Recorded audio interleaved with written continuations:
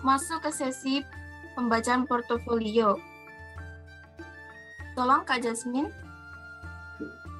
Ya, saya akan membacakan untuk portofolionya Kak Bernika dan Mayanti.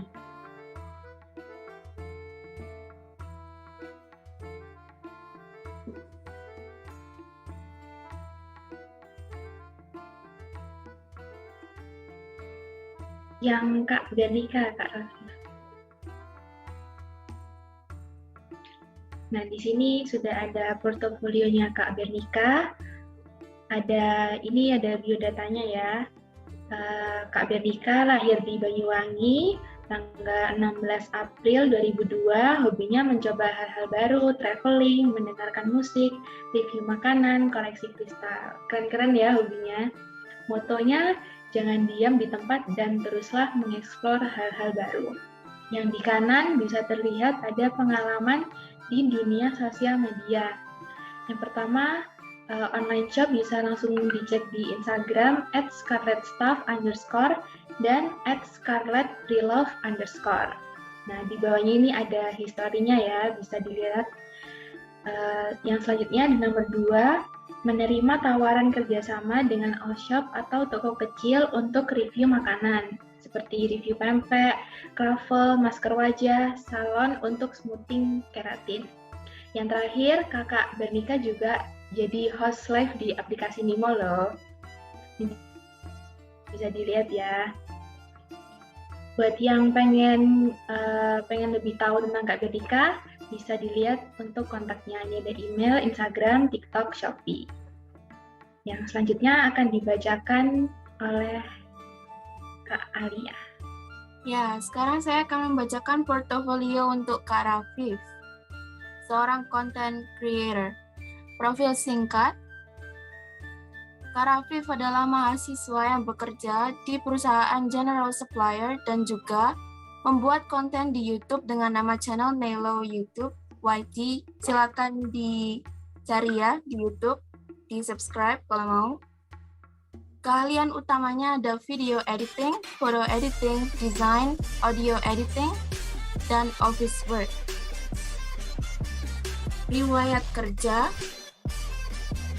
pernah menjadi admin di Gading Jaya 2018 sampai sekarang, dan kerjanya adalah mencari barang untuk klien, mengisi data invoice dan bukti pembayaran, mengantar dan mengirim barang, dan juga research barang ketersediaan dari luar negeri. Sedangkan untuk riwayat akademik, Kak Raffi pernah belajar di Muhammadiyah II Surabaya, dan juga sekarang di Universitas Surabaya, yaitu di Politeknik Bahasa Inggris Bisnis. Untuk kontak dapat dilihat di kiri bawah. Silakan yang mau screenshot mungkin untuk disimpan. Dan sekarang menuju ke sesi selanjutnya. Oke, terima kasih atas kesempatan yang telah diberikan untuk narasumber.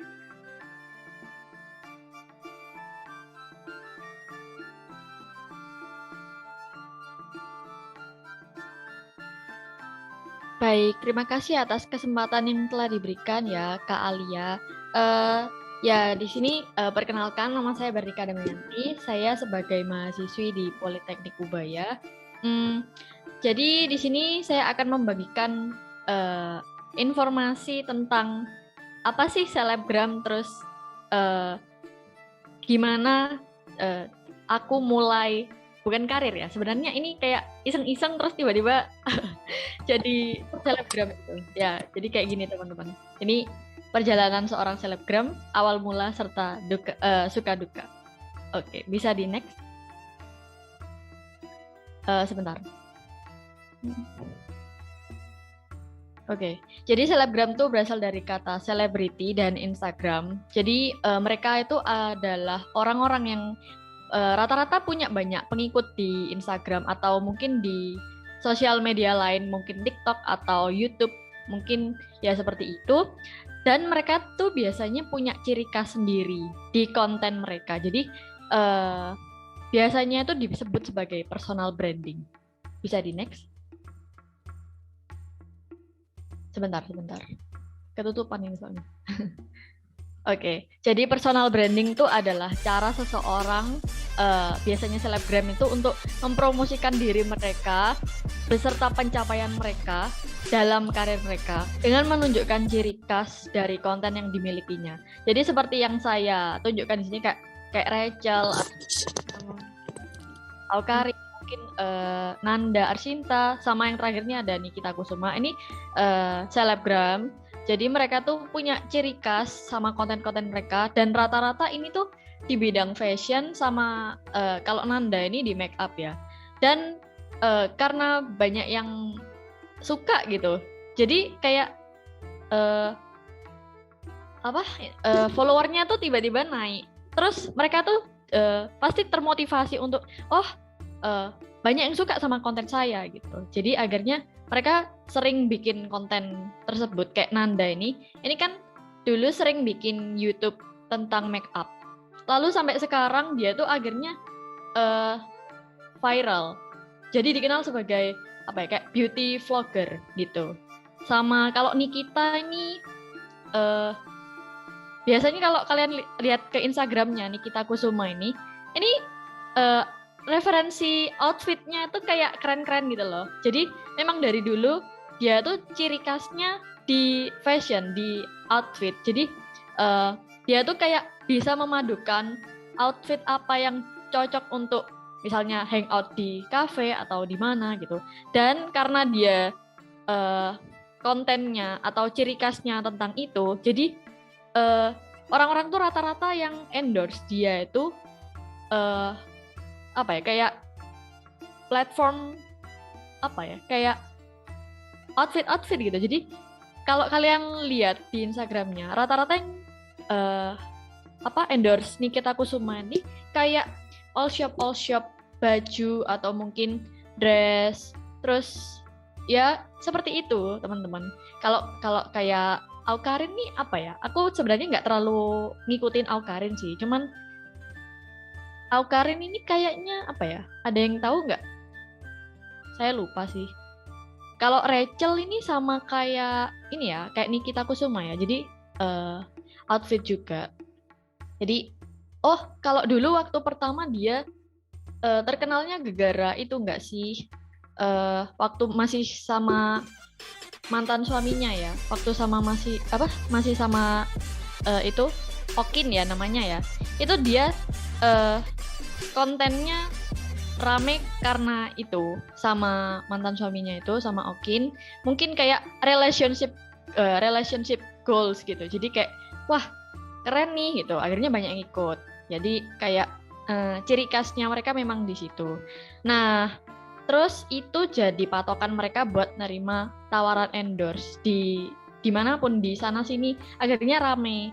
Tapi nggak melulu soal kayak misalkan Nanda ini kan make up, nggak melulu soal tawaran endorse make up atau kayak outfit gitu, nggak selalu. Kadang-kadang dia tuh juga dapat kayak endorse review makanan atau mungkin produk kayak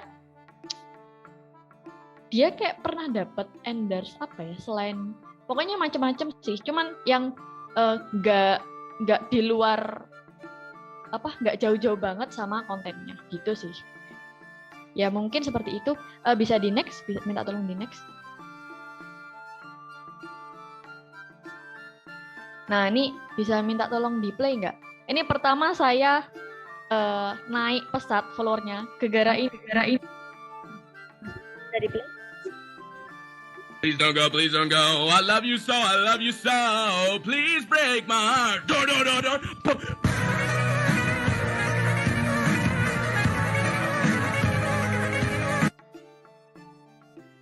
Oke. Jadi itu waktu itu saya ke salon, di salah satu salon di Jember. Lalu saya coba smoothing keratin atau smoothing Korea. Waktu itu namanya smoothing Korea di situ. Tapi nggak jauh beda sama smoothing keratin sih. Lalu saya coba upload, iseng-iseng upload di TikTok.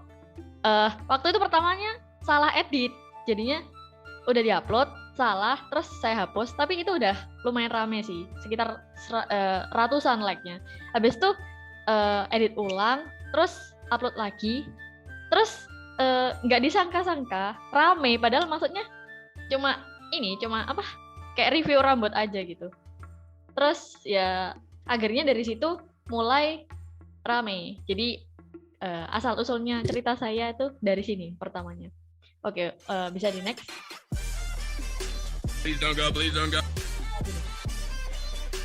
Hai guys, lihat nih, jadi aku baru aja dikirimin pempek dari Pempek Chandra. Jadi ini tuh lokasinya ada di seberang Jalan Ma.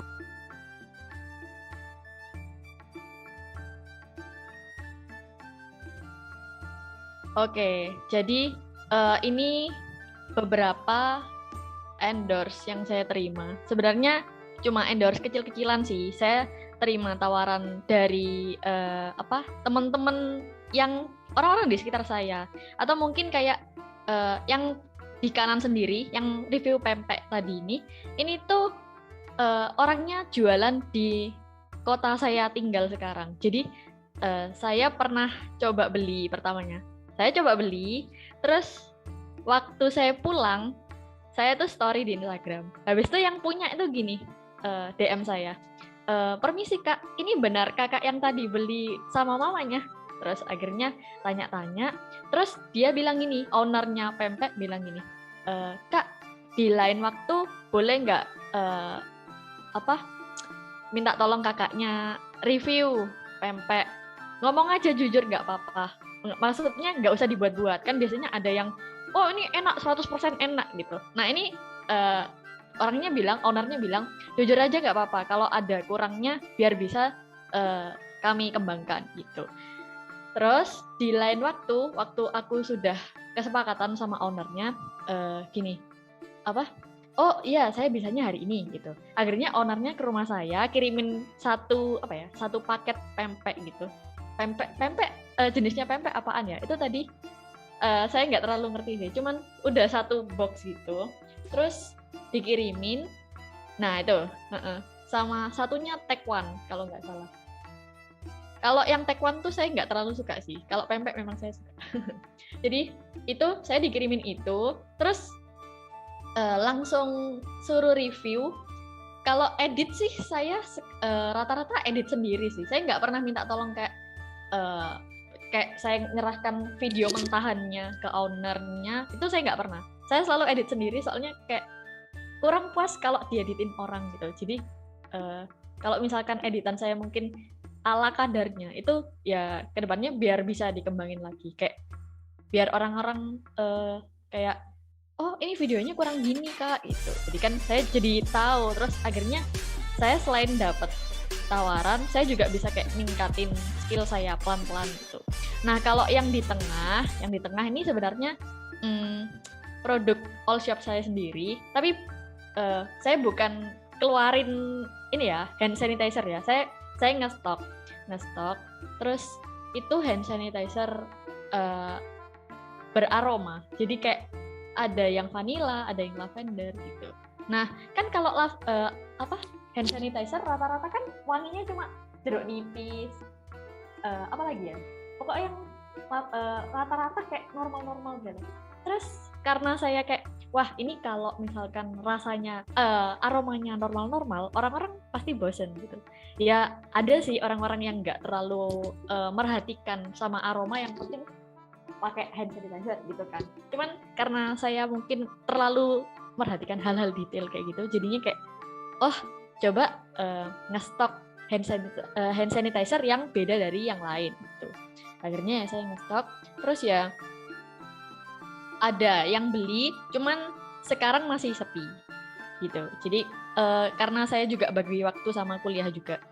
Nah untuk yang di kiri ini teman saya, sebenarnya bukan satu sekolah sih, teman saya satu kota di tempat saya tinggal juga, satu sepantaran sama saya. Nah dia tuh buka Kravel sama temennya, terus waktu itu diminta tolong Bernik minta tolong review ya, terus kasih tahu aja kurangnya apa gitu. Terus akhirnya ya aku review, aku upload, terus habis aku upload Kravel itu kayak yang order Kravel di temanku ini akhirnya kayak meningkat gitu. Padahal aku cuma review-review biasa, ini cuma ya ampun. Tapi enak sih Kravelnya itu. Cuma kurang mentega kayaknya. Ya. Terus selain video 3 ini masih banyak sih. Cuman yang saya cantumin cuma 3. Saya juga ada itu kayak thrift shop. Jadi pre-love baju-baju saya yang sudah bekas tapi masih layak pakai dan itu nggak ada kayak defectnya, kayak nggak ada cacatnya gitu. Maksudnya saya jarang banget pakai dan itu masih bagus. Akhirnya saya coba jual sekitar tahun 2021 awal kalau nggak salah. Dan itu banyak yang order sih. Rata-rata sih kenalan deket-deket sini. Cuman ya untungnya laku banyak. Tapi sekarang masih depending dulu. Nanti ada stok-stok baru di depan saya, ini ada stok-stok baju baru. Nanti mungkin kalau ada waktu kosong diupload lagi. Gitu. Bisa minta tolong di next. Oke, mungkin itu dari saya. Kalau mau mampir di Instagram Bernika Nika, di TikTok Bernika A-nya 5. Oke, thank you. Kasih Kak Bernika, luar biasa banget. Buat yang pengen jadi selebgram bisa ditiru ya kayak Kak Bernika tadi. Kak Alia. Pasti akan sangat bermanfaat bagi teman-teman semua materinya tadi ya. Dan sekarang menuju ke sesi yang kedua yang akan dipimpin oleh Kak Rafif. Persilahkan. Oke, terima kasih Kak Alia, Kak Jasmine. Sebentar, saya izin share screen dulu ya.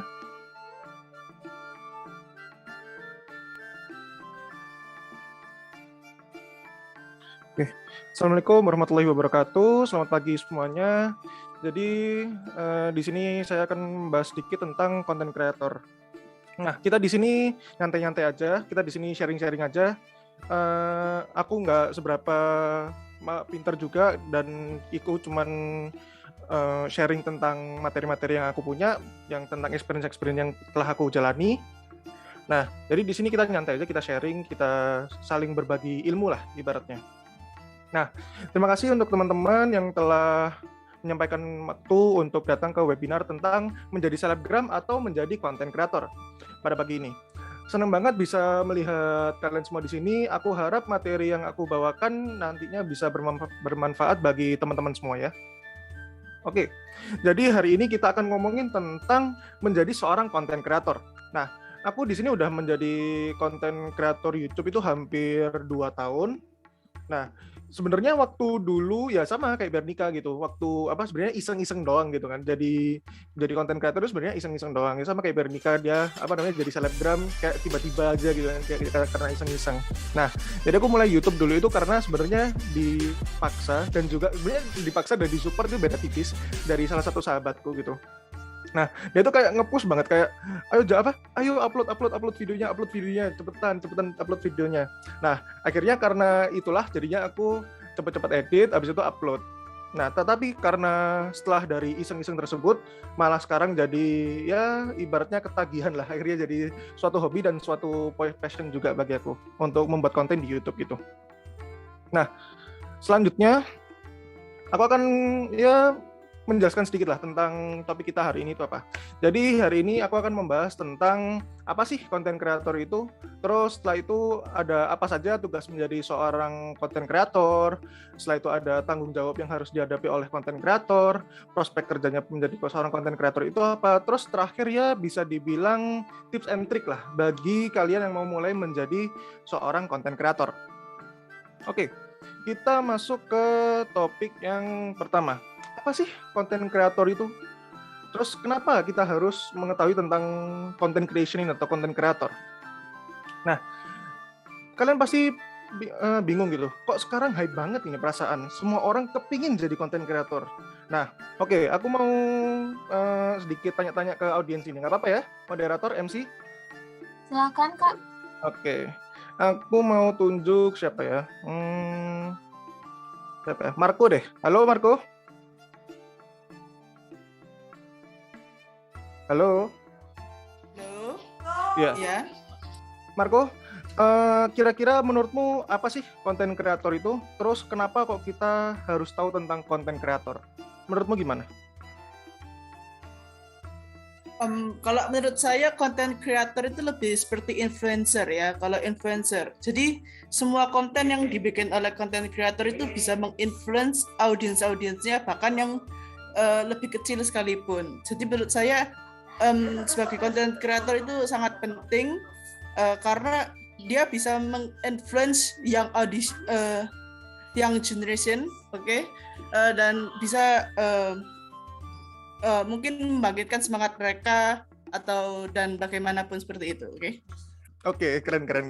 Jawabannya keren. Oke, menjadi seorang influencer, benar. Jadi konten kreator itu salah satunya adalah harus bisa menginfluence orang lain, yaitu harus bisa memberikan value dari konten yang mereka buat. Oke, kita lanjut. Jadi konten kreator itu bertugas membuat konten baik berupa tulisan, gambar, ataupun video yang akan ditampilkan pada berbagai media populer seperti YouTube, terus habis itu TikTok, Instagram, dan masih banyak lagi.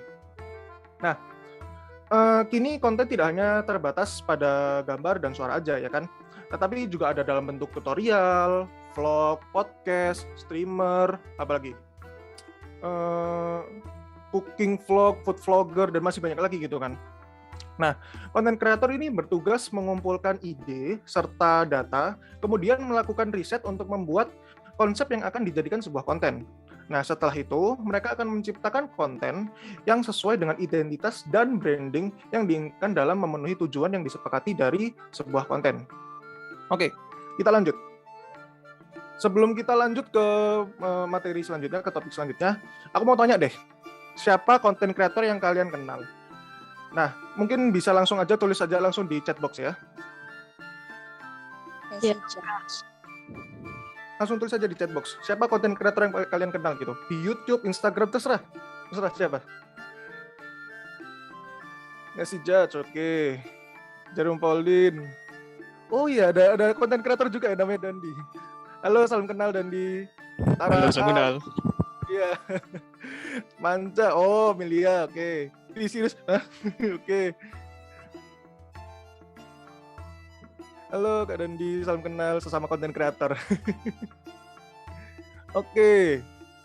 Nah, ini ada Tara Art, ada Jarum Pauline, Nessie Judge. Oke. Nah, kita lanjut. Tadi kan kalian udah barusan nulis konten kreator yang kalian kenal ya kan?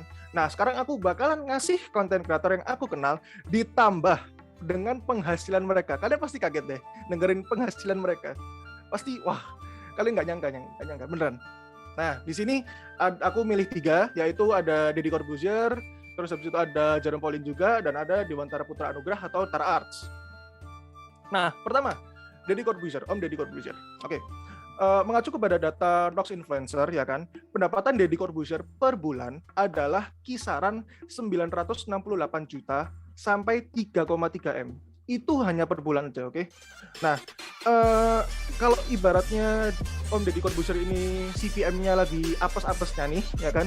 Lagi pendapatannya apes-apesnya, itu apes-apesnya 968 juta, guys. Gimana kalau semisalnya di tengah-tengah ya mungkin 1M, 2M gitu kan.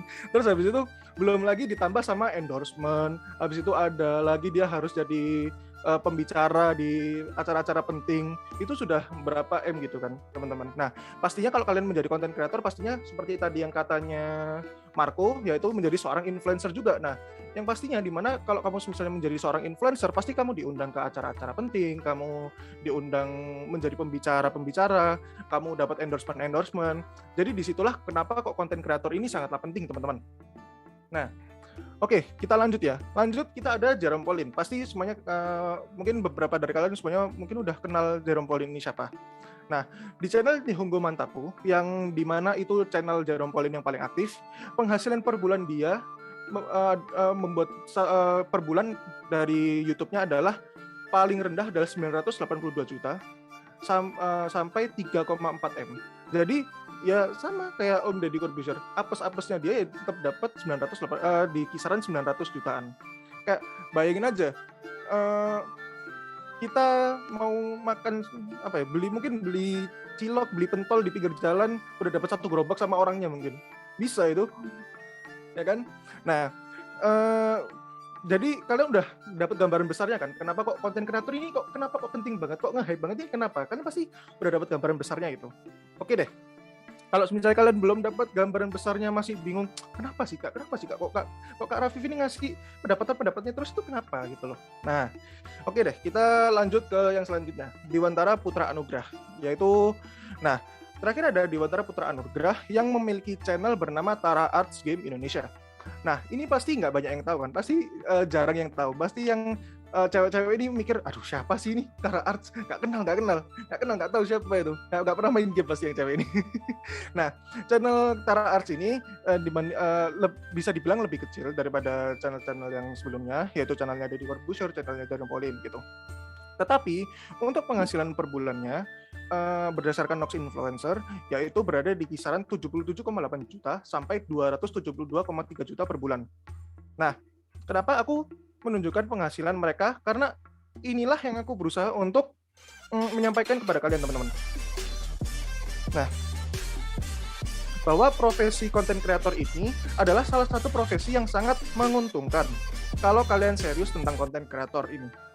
Jadilah the next Deddy Corbuzier dengan podcast kalian sendiri, jadilah the next Jerome Pauline dengan konten-konten vlog kalian sendiri, dan jadilah Taras dengan konten gaming kalian sendiri. Karena apa teman-teman? Dunia ini sudah tidak ada batasan, bener-bener nggak ada batasan sama sekali. Mungkin kalau 10 tahun yang lalu kalian tanya anak-anak kecil, anak-anak SD, mungkin mereka bakal jawab cita-citanya apa sih? Mungkin ya nggak jauh-jauh dari dokter, polisi, terus apa? Pilot, habis itu apa lagi? Engineer, segala macam. Oke deh, aku coba tanya mungkin ke Kak Jasmine. Kak Jasmine? Halo? Iya, Kak Rafif. Kak Jasmine dulu cita-citanya waktu SD jadi apa?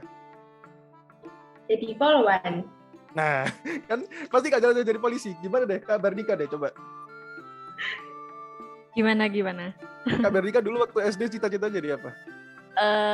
Desainer. Desainer, nah kan pasti wah desainer udah lumayan maju sih, oke bagus. Nah di sini kita udah ngelihat gitu teman-teman, udah ada namanya perubahan. Nah kalau misalnya kalian mungkin sekarang yang punya keponakan atau mungkin punya saudara sepupu atau adik yang masih di SD, mereka pasti ada beberapa dari mereka yang bilang cita-citanya mau jadi YouTuber, konten kreator, streamer, podcaster, pasti ada. Jadi dan bahkan mungkin 10 tahun nanti yang kedepannya pasti akan ada lagi profesi-profesi yang baru. Mungkin sekarang ada metaverse, mungkin nanti jadi investor apa segala macam. Pasti udah banyak banget gitu. Karena dunia ini sudah tidak terbendung sama sekali. Udah ibaratnya zaman globalisasi semuanya terbuka gitu loh. Tidak ada batasan lagi, no border lah ibaratnya. Jadi semoga dari kalian menghadiri webinar ini bisa menumbuhkan passion baru dalam diri kalian. Mungkin kalian kepingin, wah habis dari sini kepingin jadi content creator, habis dari sini kepingin jadi selebgram. Nah semoga dari webinar ini bisa menumbuhkan passion kalian itu. Oke, lanjut. Nah sekarang tugas-tugas menjadi seorang content creator dan tanggung jawab yang dihadapi oleh content creator. Nah kan sebelumnya udah aku perlihatkan nih kayak penghasilan mereka, terus habis itu mereka itu ketenaran gimana, popularitasnya gimana gitu kan. Nah kan udah aku tunjukkan. Nah pasti kalian penasaran kan, loh konten kreator itu gajinya bisa besar, ini kerjanya ngapain aja, masa ongkang-ongkang, masa ngepet, kan nggak mungkin gitu loh ya kan. Nah kalian kan pasti bingung, ini ngapain konten kreator ini kok bisa gajinya itu besar, itu gimana. Nah jadi di sini aku akan bahas lebih dalam lagi tentang tugas-tugas seorang konten kreator. Nah, yang pertama ada entertaining. Nah, entertaining ini kalian itu mengumpulkan ide, data, serta melakukan riset dan membuat konsep untuk menghasilkan suatu konten yang menarik. Terus habis itu ada niche. Kalian pasti bingung nih, loh, niche, apa itu Kak niche? Niche itu apa? Kalau kalian cari di Google sekarang, kalian cari arti niche, itu pasti katanya cuma ceruk gitu. Nah, kalian kan pasti bingung gitu. Niche apa Kak? Niche nggak paham Kak niche. Nah, niche di sini itu adalah target pasar yang lebih spesifik atau lingkup konsumen yang lebih kecil. Bisa dibilang niche ini merupakan ya market segmentasi lah dari industri yang lebih luas atau mass market. Nah, di sini kalian itu harus riset audiens untuk mengetahui kebutuhan audiens yang kalian miliki. Kreativitas kalian itu harus terus mengikuti pola kebutuhan audiens, maka dari itu kalian harus pahami audiens kalian sebaik mungkin. Makanya itu, di sini kalian harus mengerti audiens kalian itu maunya apa. Kalau misalnya ibaratnya gini, kalau misalnya kalian itu sukanya daily vlog gitu kan. Nah, kalian itu harus tahu audiens kalian itu meminta travel vlog itu kayak gimana. Atau mungkin mereka meminta travel vlog yang keluar negeri, atau meminta travel vlog yang ada estetik video takingnya, harus ada drone shotnya. Nah, kalian harus tahu itu. Terus habis itu yang ketiga, ada up to date. Nah, usahakan kalau misalnya kalian menjadi content creator adalah untuk selalu update dengan segala hal yang terjadi di dalam industri kalian. Misalnya nih, kalian di dunia food vlogger gitu kan. Maka kalian ya harus tahu gitu untuk mengikuti tren cafe apa yang sedang terjadi, makanan-makanan apa yang sedang ngehits. Mungkin tadi kayak Kak Bernika nunjukin croffle. Nah, kalian harus bergerak ke arah situ gitu. Ada food vlogger, oh makan croffle, oh iya, akhirnya review croffle. Karena apa? Di saat kalian up to date dengan tren yang ada, maka kalian juga akan mendapatkan audiens-audiens yang baru yang mereka itu bisa relate dan bisa relevan gitu kepada konten kalian nantinya. Nah, terus setelah itu ada creativity.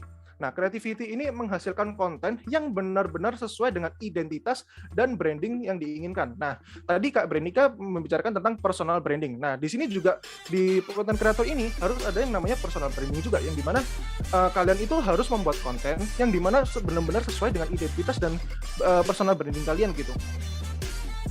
Terus habis itu, yang pastinya juga konten-konten kalian itu harus berkualitas, karena kalian itu sebagai ahli pembuat konten. Kalian harus mampu secara profesional menciptakan beragam konten dengan kualitas terbaik yang dapat kamu berikan kepada para audiens kalian. Oke, kita lanjut. Nah, selanjutnya ada evaluate. Nah, evaluasi ulang setiap konten yang telah ditayangkan dan juga analisa konten seperti apa yang dibutuhkan dan disukai oleh audiens yang kalian miliki. Setelah itu ada relatable. Pasti ya kalian ibaratnya bahasa anak Jaksel lah ya, anak Jaksel. Wah, aku relate nih. Relatable. Nah, gitu. Nah, relatable di sini adalah sesuaikan konten dengan platform yang kalian pilih. Jadi kalau misalnya kalian buatnya YouTube, ya YouTube itu banyak banget segmentasinya, banyak banget niche-nya. Ada yang food vlogger, ada yang cooking, ada yang beauty vlogger, ada yang daily vlog, terserah. Tapi kalian juga harus bisa relatable gitu loh dengan konten yang kalian buat.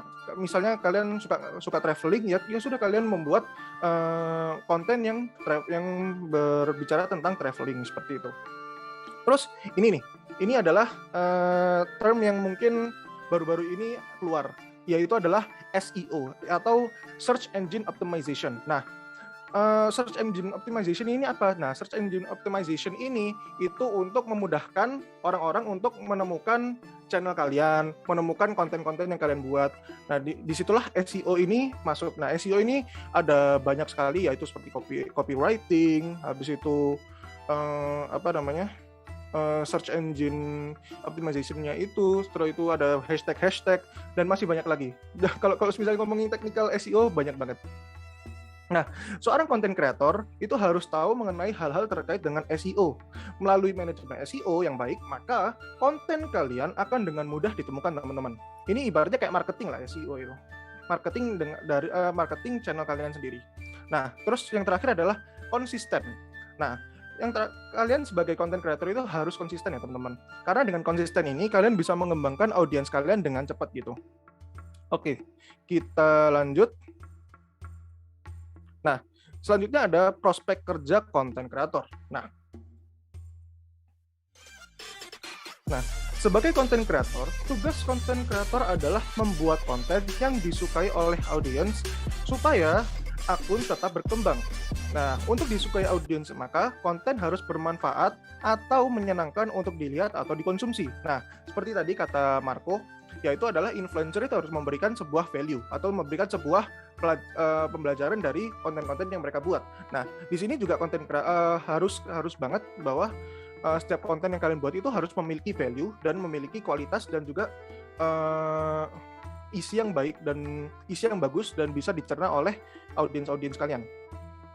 Nah, tentunya teman-teman, menjadi content creator itu nggak instan, nggak ada yang namanya langsung jebol 100.000 subscribers, itu nggak mungkin.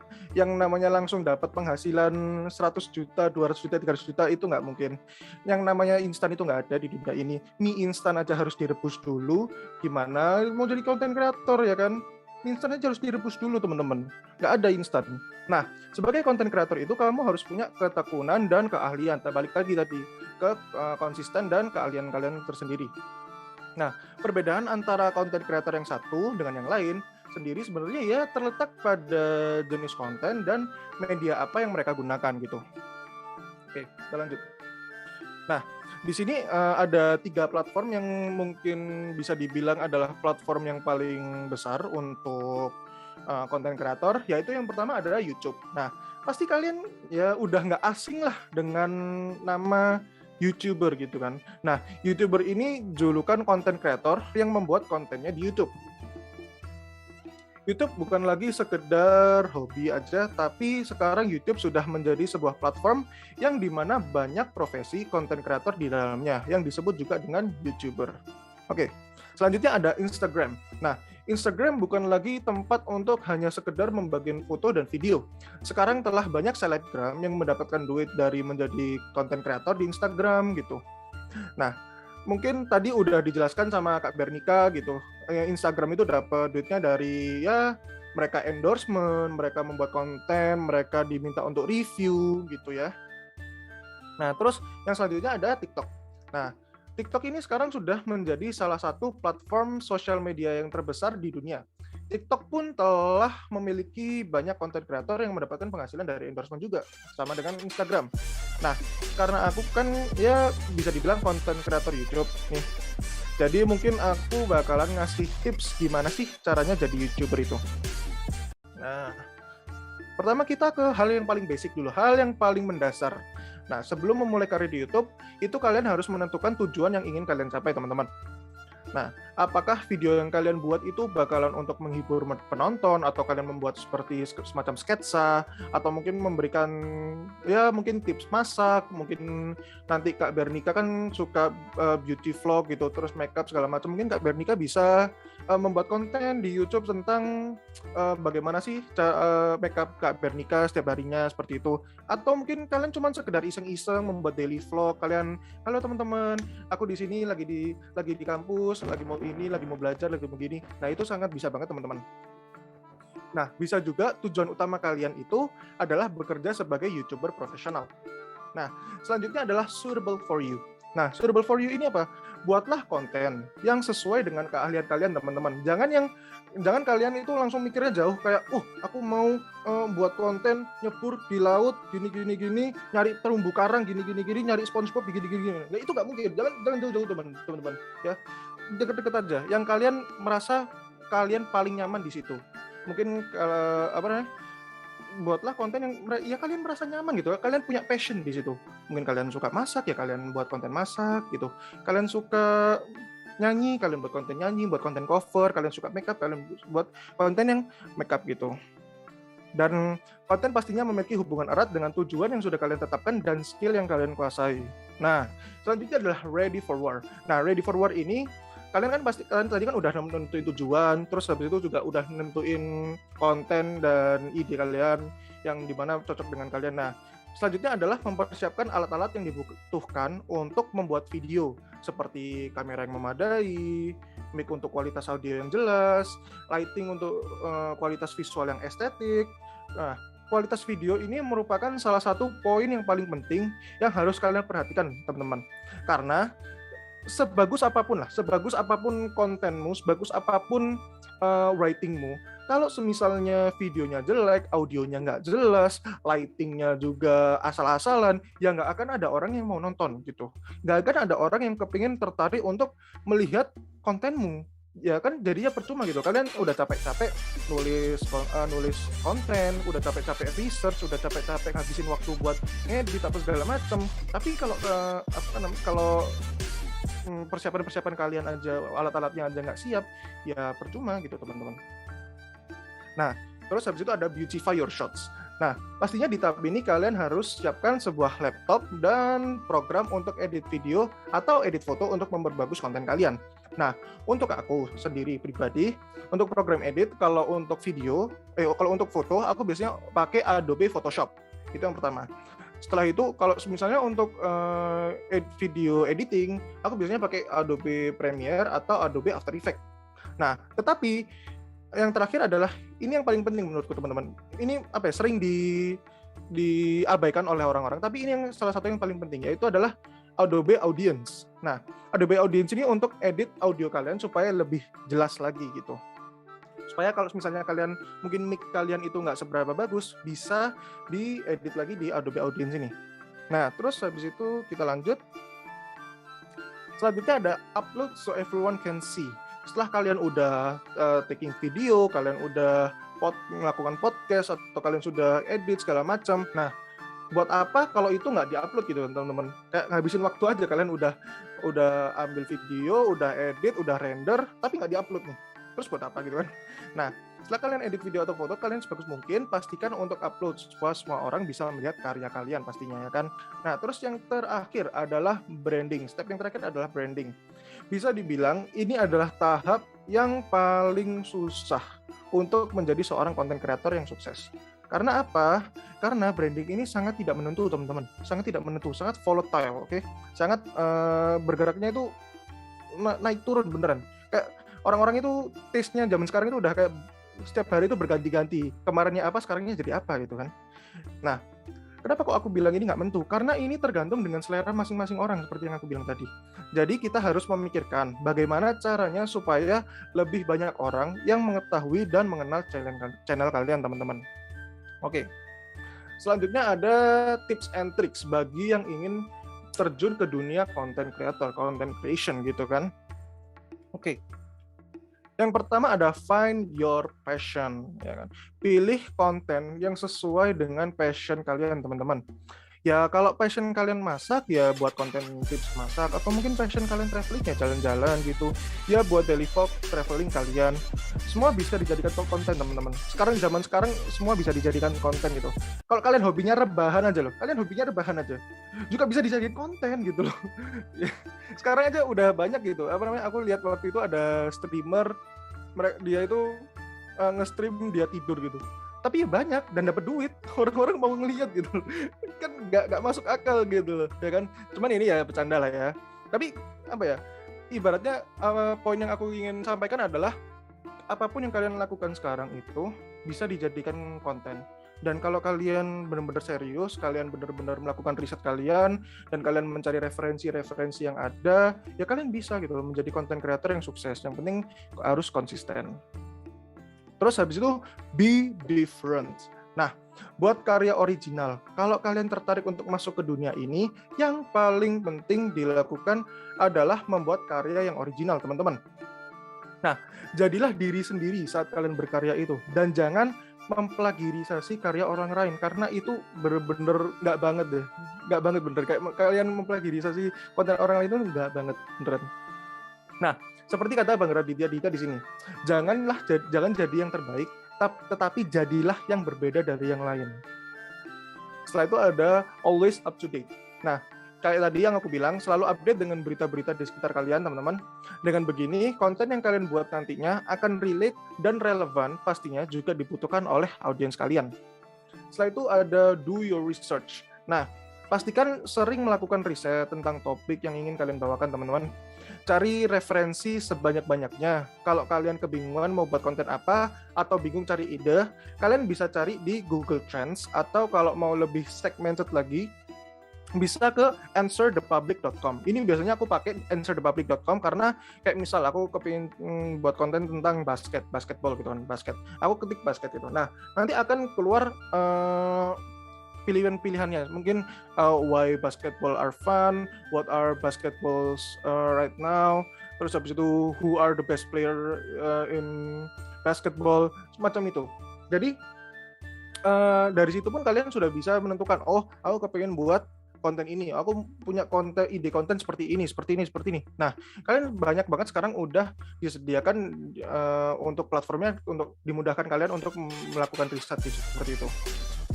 Nah, terus habis itu ada setelah itu ada creativity. Nah, creativity ini kalian harus bisa berpikir kreatif dengan mengeluarkan kreasi-kreasi original kalian. Setelah itu tadi ada value, aku selalu mengatakan value karena value sangatlah penting. Kalau bisa di saat kalian membuat video harus ada nilai yang bisa diambil atau dipelajari dari kreasi kalian yang kalian buat. Terus habis itu ada relatable, bisa membuat konten yang dimana banyak orang bisa relate dengan konten yang kalian buat. Setelah itu ada entertaining, yang pasti konten yang kalian buat harus bisa menghibur bagi para audiens kalian. Oke. Nah, ini kok ada tips lagi, banyak banget tipsnya. Iya. Jadi ini personal tips ini adalah dari experience aku sendiri, teman-teman. Dari ya ibaratnya bisa dibilang kegagalan aku dan experience aku selama aku menjadi content creator, ya kan. Nah, apa sih personal tipsnya? Konsisten. Lagi-lagi aku selalu tekankan konsisten. Nah, kenapa kok kata-kata konsisten ini muncul terus gitu? Karena ya memang kalian benar-benar harus konsisten, teman-teman. Kalau menjadi seorang konten kreator, jangan males-malesan kayak aku. Kalau buat video nggak pernah rajin, kadang-kadang hilang gitu kan. Nah, kalau kalian emang benar-benar serius untuk terjun ke dunia content creation ini, kalian harus benar-benar konsisten ya teman-teman ya. Tentuin kapan jam uploadnya, konten apa yang mau dibuat, susun ide dan konsepnya. Ya apa ya, kalau selama aku menjadi content creator ini, aku merasa gitu, aku paham gitu kan, kayak ya capek gitu, capek jadi content creator ini. Kalau ada orang bilang, jadi content creator gampang, coba dulu gimana susahnya jadi content creator, dicoba dulu.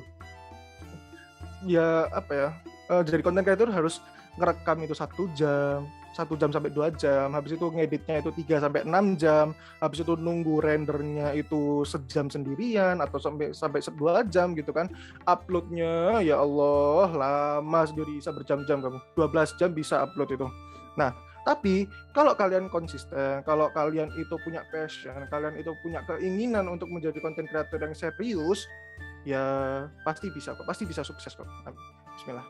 Nah, terus habis itu selanjutnya adalah think of it as a business. Jangan berpikiran bahwa aku content creator ini cuma iseng-isengan kok, aku content creator ini cuma hobi-hobian kok. Kalau kalian memang benar-benar ingin serius terjun ke dunia content creator ini, teman-teman, kalian itu harus berpikir selayaknya orang menjalankan sebuah bisnis.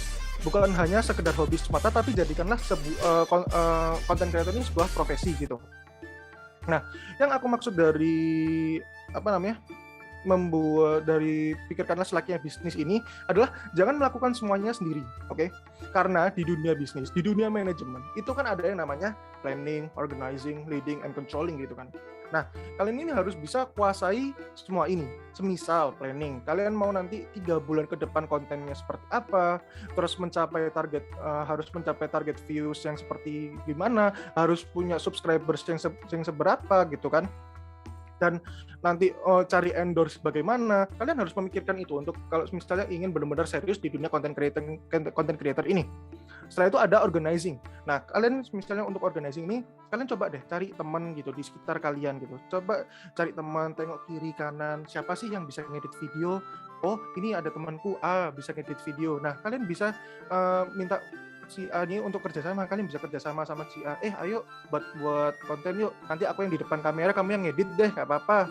Nah, kalian bisa gitu. Atau mungkin nanti ada lagi teman kalian B. Nah, teman kalian B ini suka ngetik gitu, suka buat cerita. Biasanya ceritanya diupload di Wattpad gitu. Nah, kalian bisa bilang, ayo buat konten yuk, kayak buat sketsa gitu. Nanti aku udah ada video editornya kok, bisa nanti gampang. Nah, kalian ambil itu. Mungkin nanti ada yang jagonya marketing gitu kan. Wah, ada yang jago marketing, ada yang digital ada yang jago digital marketing gitu. Kalian bisa juga ambil itu. Nah, yang terpenting di sini adalah poin aku di sini adalah jangan menanggung semuanya sendiri, teman-teman. Karena jujur pasti akan berat. Aku kayak dari dulu itu mencari ibaratnya teman yang mau diajak kerja sama itu susah dan kerjanya pasti berat kalau kalian tampung sendiri kerjaan itu. Jadi mintaku adalah ya jangan dilakukan sendiri, cari teman. Oke. Nah, oke, segitu aja dari topik yang aku bawakan. Maaf banget kalau topik yang aku bawakan ini ya mungkin agak berat, agak teknikal, agak teoritikal juga ya kan. Dan ya mungkin agak panjang juga sih ya. Tapi semoga dengan ini kalian bisa belajar banyak hal. Semoga kalian juga segera untuk memulai karir kalian di content creator atau mungkin menjadi selebgram kayak Kak Bernika. Oke, jadi aku ada sedikit quotes bagi kalian. Be a dreamer and chase that dream to make it a reality. Nah, itu saja dari aku. Terima kasih telah mendengarkan materi yang aku bawakan. Akhir kata, wassalamualaikum warahmatullahi wabarakatuh. Terima kasih semuanya. Terima kasih Kak Rafif. What a great quote. Dan sekarang saya lempar balik ke Kak Jasmine. Persilakan. Baik, terima kasih atas kesempatan yang telah diberikan kepada kakak-kakak mahasiswa Prodi Bahasa Inggris Bisnis yang sudah meluangkan waktu dan membagikan ilmunya kepada kita semua. Pastinya ini berguna banget buat kita dan teman-teman semua ketika akan masuk ke dunia kerja. Baik, untuk sesi selanjutnya akan ada sesi tanya-jawab selama 20 menit. Dipersilahkan kepada teman-teman yang ingin bertanya. Bisa Bagi yang ingin itu bertanya, ya, on mic. diharapkan on mic dan langsung bertanya saja. Terima kasih.